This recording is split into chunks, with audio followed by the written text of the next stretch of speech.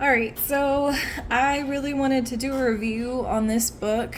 I do want to mention this title is jarring. It's meant to be that way, I think.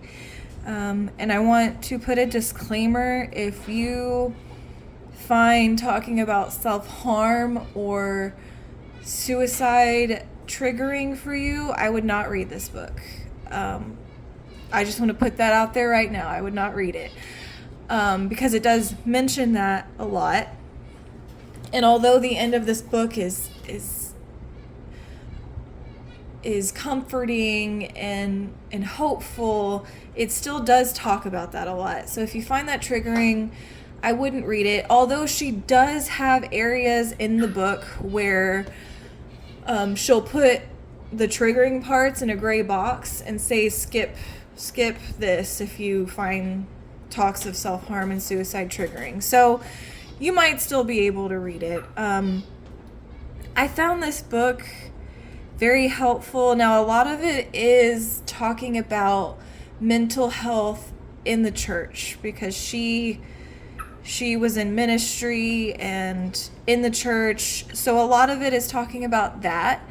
But a lot of it is talking about advice, how to get through depressive episodes, how to find the right therapist, tips and tricks. Let's see. I marked a few pages. So this I marked because this is one of my favorite verses in the Bible, what Paul had to say. 3 different times I begged the Lord to take it away. Each time he said, "My grace is all you need. My power works best in weakness. So now I am glad to boast about my weaknesses, so that the power of Christ can work through me. That's why I take pleasure in my weaknesses and in the insults, hardships, persecutions, and troubles that I suffer for Christ. When I am weak, then I am strong." I love that she put that in here because that is one of my favorite verses because it reminds me that I am not weak for dealing with depression and anxiety. And when you are dealing with problems, it gives God a chance to work through you. I just marked a few different things that I found helpful. This one, let's see.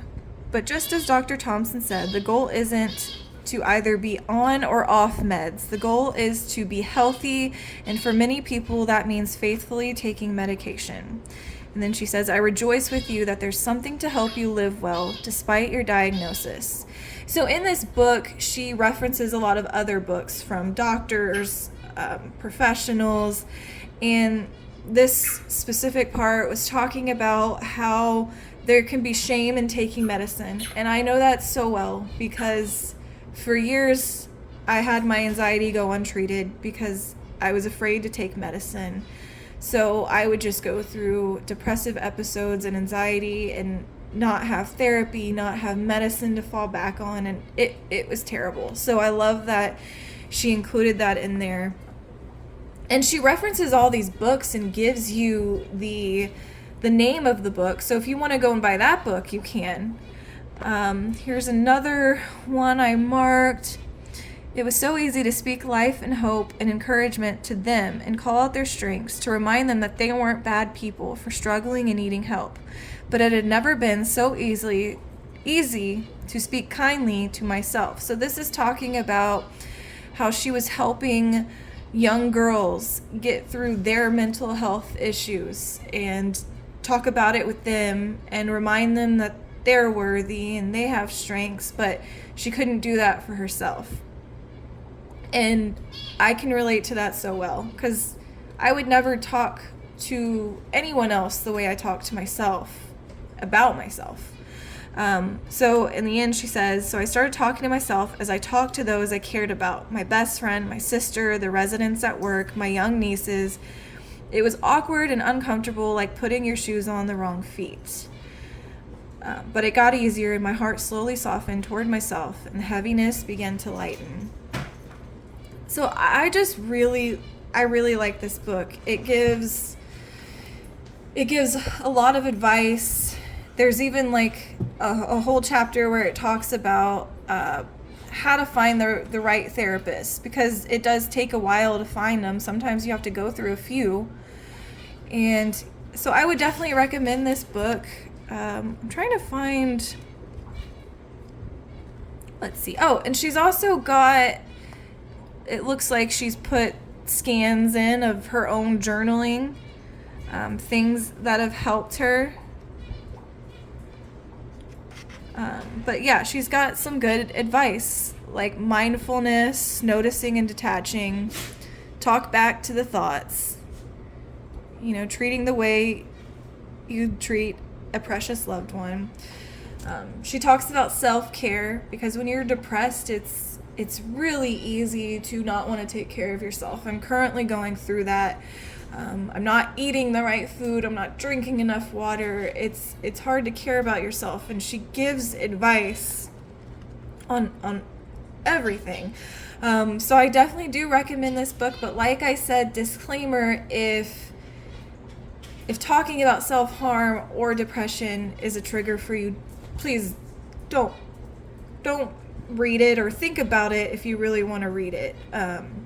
Think about if you can handle that, because even just this title could be triggering to somebody.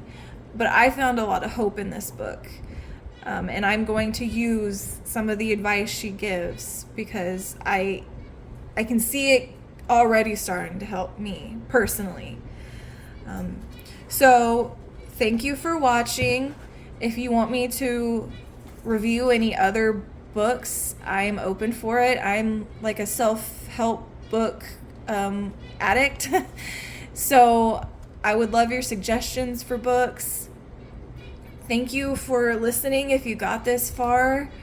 And if you're struggling, please remember to reach out to somebody you love and care about. There's the suicide hotline. I've reached out to it before, and they texted me and kind of talked me off the ledge. There's so many things you can do, and you're loved and cared about. So please find hope in that. I hope you guys all have a good rest of your Sunday. I hope you have a good week coming up. And God bless you. Thank you so much for listening.